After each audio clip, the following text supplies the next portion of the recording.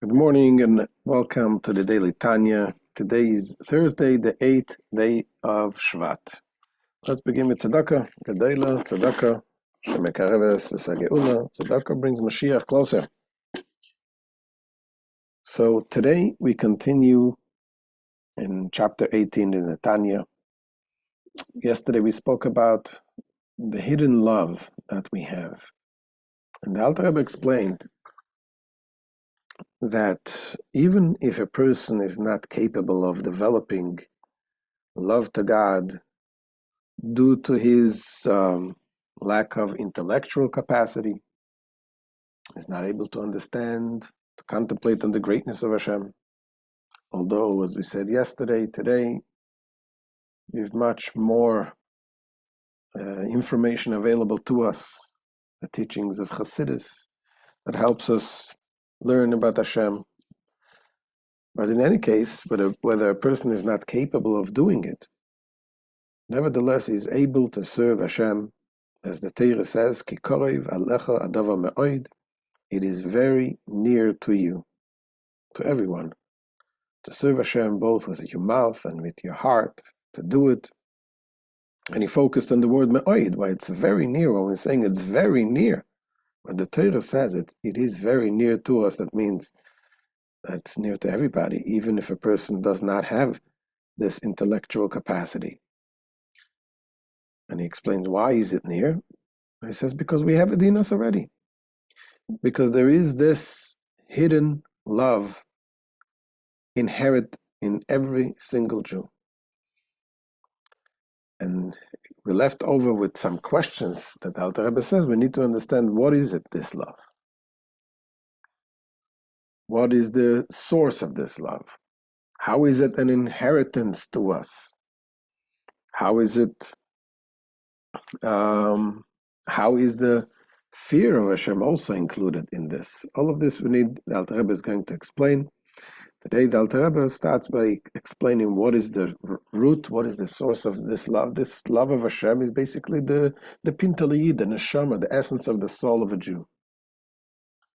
So we explained why it is an inheritance from our ancestors, from our patriarchs, Avraham, Yitzchak, and Yaakov. And the Alter Rebbe is going to explain that the patriarchs, they are, with their devotion to God, they reach such a high level, which is much more than what a person can possibly reach due to his actions. In other words, it's not just that their actions were perfect. They reached a level of serving Hashem to the point that is beyond human capacity. It is that they completely became nullified to God, to the point that they have no self, their own will. The entire will was only what Hashem wants. So in other words, the question was yesterday, how can they inherit their love to their children? Which is something that you cannot, it's not, it doesn't work that way by nature. You can give over to your child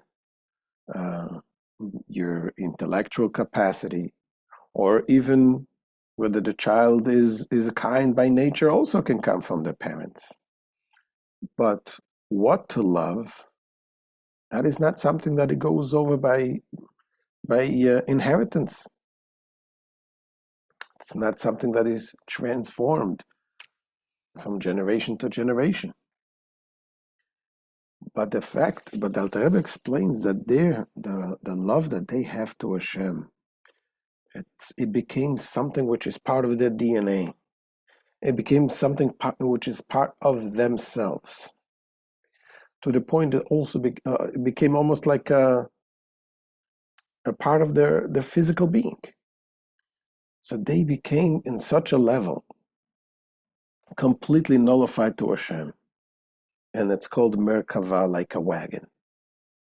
Just like a wagon does not have its own wheel. It goes wherever the rider takes it.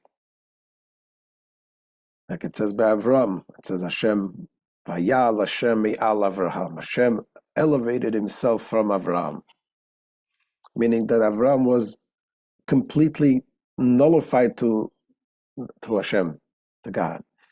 And therefore, being that they reached that level, they were able to give it over to the future generations forever.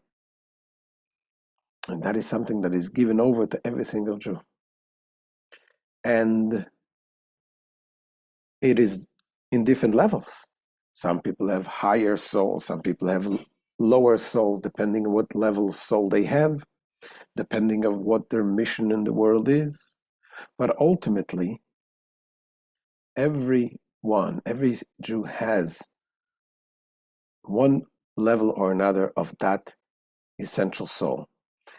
And no matter what level it is all connected with the highest level, because in holiness, everything is connected.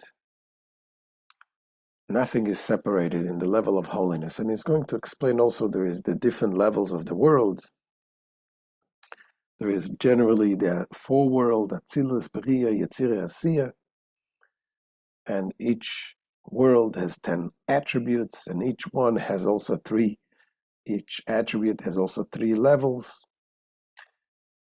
And so he says, even if a soul is originated from the lowest of the lowest level, it is still connected with the highest of the highest, which is God himself. And therefore, ultimately, every single Jew is connected with the essence of Hashem. So let's see inside what the Alter Rebbe says. Says the Alter Rebbe, Veho Inyan. The explanation is as follows. Kiyo avais hein amakava. The patriarchs were truly the chariot of God, meaning they were completely subservient to him and had no other will but the divine will.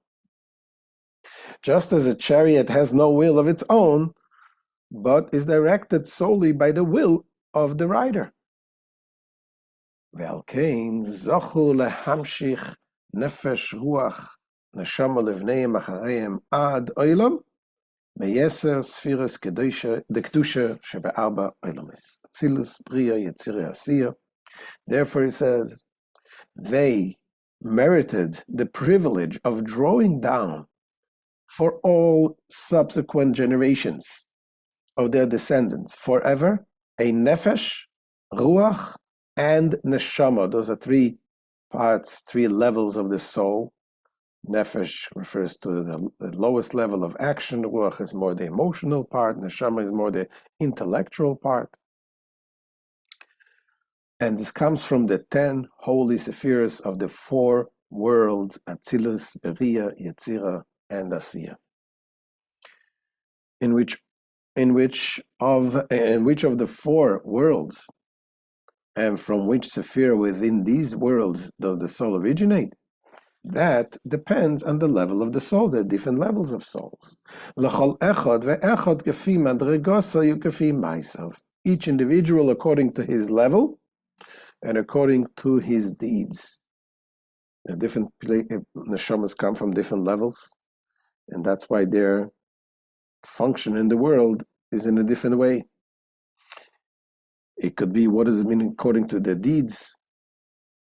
It could be like according to the mission in the world that they have. Also, according to the deeds also can mean that when a person with his actions, he works on himself to purify and elevate himself, he also can tap into a higher level of his soul himself. So his level refers to the level of the root of the soul. His deeds refers to one's efforts towards refining himself. As the Zohar says, when one betters himself, he is given a higher order of soul. But the bottom line is that even the lowest of the low of a Jew has a soul by birth that comes, it could come at least from the lowest level of the source of the souls. ועל כל פנים אפילו לקל שבקלים, ופה שישראל נמשך בזיווגם נפש דנפש דמלכוס דעשייה. At any rate, even the unworthiest of the most sinful Jew draws down by the marital union a nefesh from the level of nefesh of malchus de'asiyah, the attribute of royalty in the world of action. So like we said before, there are, generally speaking, the four worlds. Asiyah, world of action, is the lowest of the four. Within these four worlds, we have the 10 attributes. Malchus, the royalty, is the lowest of the attributes. So you have the soul that comes from Malchus of Asiyah. And within Malchus of Asiyah, there's also the Nefesh, Ruach, and Neshama of Malchus, the three levels of the soul of Malchus. So this soul we're talking about can come from the lowest level of Nefesh. And within Nefesh, there's also Nefesh of Nefesh and Ruach of Nefesh. So this is the lowest of the lowest of the lowest in the hierarchy of souls. But nevertheless, there is something that gives, that comes, even if it's from the lowest level. This is the lowest level of holiness in the world of Asiyah. But as we said before, in the world of holiness, the lowest is connected with the highest. They're all intertwined and interconnected. So in essence, the lowest is connected with the highest. Even though it may not be so bright, it may not shine so much, but in essence, it is connected with the highest levels. This is the lowest level of holiness in the world of Asiyah. And nevertheless, yet, since Malchus is one of the 10 holy Sephiras, and since holiness is the realm of unity, where every level is comprised of all other levels. So therefore, therefore, the lowest level of Asiyah, the lowest level of the world of action, is compounded of all the other levels of Asiyah, including Chachma de Asiyah, wisdom of the world of Asiyah, the highest Sephira in Asiyah, which is Chachma. And Chachma of Asiyah is connected, and it is enclosed in it, the Chachma of Malchus of Atzilus, which is Chachma of the lowest level of the highest world. Within Chachma the Asiyah, it is clothed Chachma, the Malchus of Atzilus, wisdom of royalty in the world of emanation. And going further, in the Chachma of Malchus of Atzilus is connected with the Chachma of Atzilus, the highest level of Atzilus. Chachma de Atzilus, in Chachma, the Chachma of Atzilus, is clothed Chachma of Atzilus. I'm sorry, in Chachma, the Malchus of Atzilus. In the Chachma of the lowest level of Atzilus is clothed the Chachma of Atzilus, since all the spheres of Atzilus incorporate each other, which in turn is illuminated by the actual light of the blessed Ein Sof. In the level of Chachma, level of wisdom, that level, Chachma, is the level that connects the actual knowledge with the level of above. Chachma is about nullification. It's about being completely nullified to God. And therefore, the light of God shines in the level of Chachma because it does not have its own being. Chachma is completely nullification and reception, which we'll explain more tomorrow. As it is written, God in his wisdom founded the earth. And it is further written, in his wisdom you have made them all. So we see that the concept of wisdom is connected with earth, with the lowest. The concept of wisdom is connected with making, asisa, which is the world of action. Venimtza. So therefore what we come to understand is ki ein soif baruch hu melubash b'bchinas chochma shebenefesh ha'adam yiyeh mi she'iyeh miYisrael. Thus we see that the light of the blessed Ein Sof is garbed in the faculty of wisdom in the human soul of whatever sort of Jew he may be.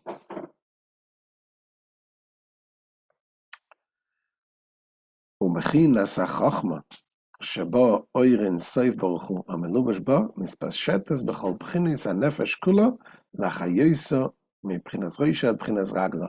In turn, the soul's faculty of wisdom, together with the light of the blessed Ein Sof that is garbed in it, suffuses all the levels of the soul in its entirety, from head to foot, as it were, meaning from the highest level of the soul to the lowest level, to animate them with godly vitality. As it is written, wisdom gives life to those who possess it. The soul which possesses the faculty of wisdom receives its life by means of this faculty as stated above. And now the Rebbe says an interesting fact. He says sometimes you can have a situation, now that we learned that every Jew has a neshama, even the lowest levels, doesn't matter who his parents were, her parents were, the lowest levels, they're giving birth with a neshama, a godless soul, which is connected with the highest level. And therefore, he says, sometimes it can happen that people on a very low level give birth to a very high neshama, a very high soul. And why is that? Because sometimes, in order to bring down a soul into this world, there is a lot of opposition from the other side. And the only way to bring it in is in a tricky way, so to speak. Like it says that the neshama of King David, for example, a very, very high neshama, originated in sin. How? Because he comes from Ruth. Ruth is from the Moab. Moab was the son of the daughter of Lot, who had an ancestral relationship with her father. And that's how the neshama came down to this world, which is strange. And this the reason why, because sometimes it's such a high soul, King David, which ultimately leads to the neshama of Mashiach, comes through, in a very tricky way, through a relationship which is not even a proper relationship. So the bottom line here is it says that no matter what a person is, even a higher neshama, the highest neshamas sometimes can come into parents which is not so high, which is very low, as a matter of fact. That's what Alter Rebbe concludes here. ולפעמים ממשיכים פוישי ישראל נשמות גבוהות מאוד שהיו בעמקי הקליפות, כמו שכתוב בספר גלגולים. At times, the sinners of Israel may even bring down for their children very lofty souls, which had been in the depth of the klippos, of the darkness, of the unholy places, as is explained in Sefer HaGilgulim, the book of the reincarnations. So this is the end of today's shir. The bottom line is to see, we understand now a little bit of what is our neshama. Our neshama is connected, is rooted in our ancestors, and is given to us as an inheritance. Something there's nothing you can do about it. Every Yid has a pintali Yid. And that's why we see people, no matter what situation, they connect to Hashem, even things which is beyond rationale. So this is the end of today's shir. We'll see you tomorrow. B'ezrat Hashem. Have a wonderful day.